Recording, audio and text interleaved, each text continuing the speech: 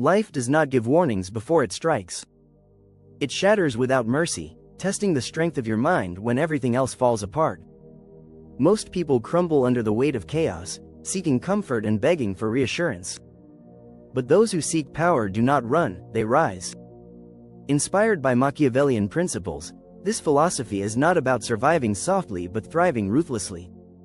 The foundation of power begins when the mind no longer bends under pain, but evolves from it. Pain is a catalyst for power. Pain is not an enemy, it is a brutal teacher. It exposes your weaknesses and carves away your illusions. Comfort may feel good in the moment, but it kills growth. A powerful mind doesn't run from discomfort, it trains inside it.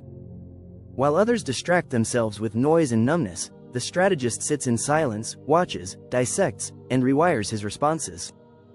In this mindset, suffering is never identity, it's data. Every emotional wound becomes a blueprint for becoming untouchable.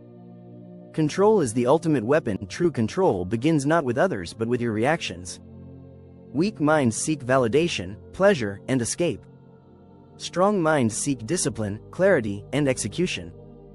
This emotional self-discipline doesn't make one cold, it makes one calculated. You don't react to insults, betrayals, or chaos. You observe, analyze, and respond only when necessary.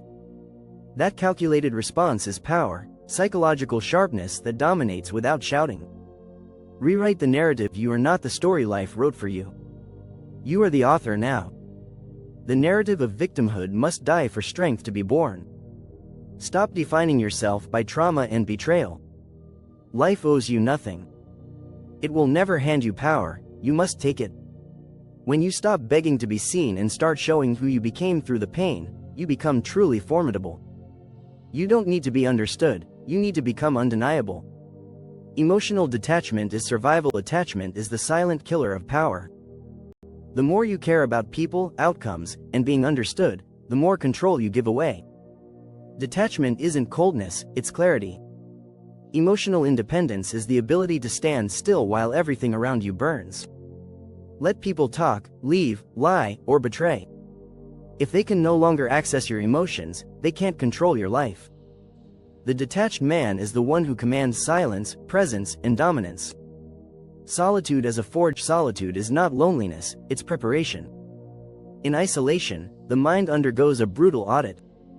The masks fall away, and the lies we tell ourselves dissolve. While others run to distractions, you sit still and watch your thoughts scream.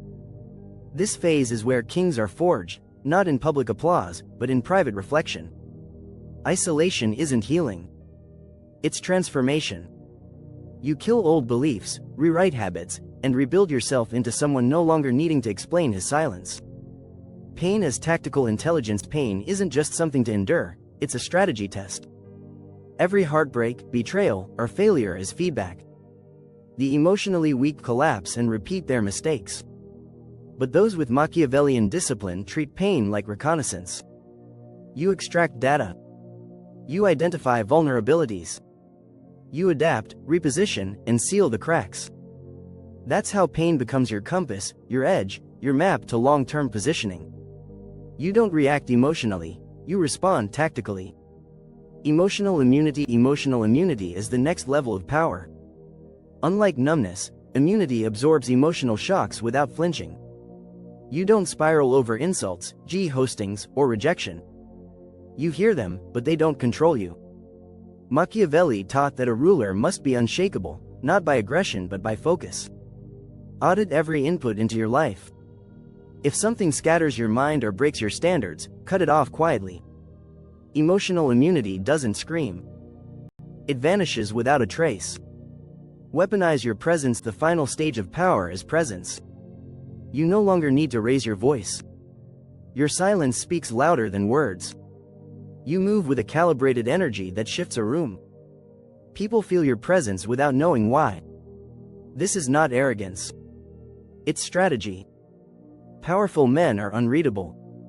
They listen, observe, and only act when it counts. That's how you command respect, not by demanding it, but by embodying it. Becoming the unbreakable mind. After all the trials, silence, and betrayals, what remains is a mind that no longer flinches. The world respects the man who cannot be moved emotionally. He doesn't react. He calculates. He no longer asks for value, he defines it. The unbreakable mind walks through fire with calm, speaks only when necessary, and moves in ways that need no explanation. That's true Machiavellian dominance, not through cruelty, but through psychological design. You are no longer who you were. You are who you trained yourself to become, focused, detached, disciplined. Not louder, but sharper.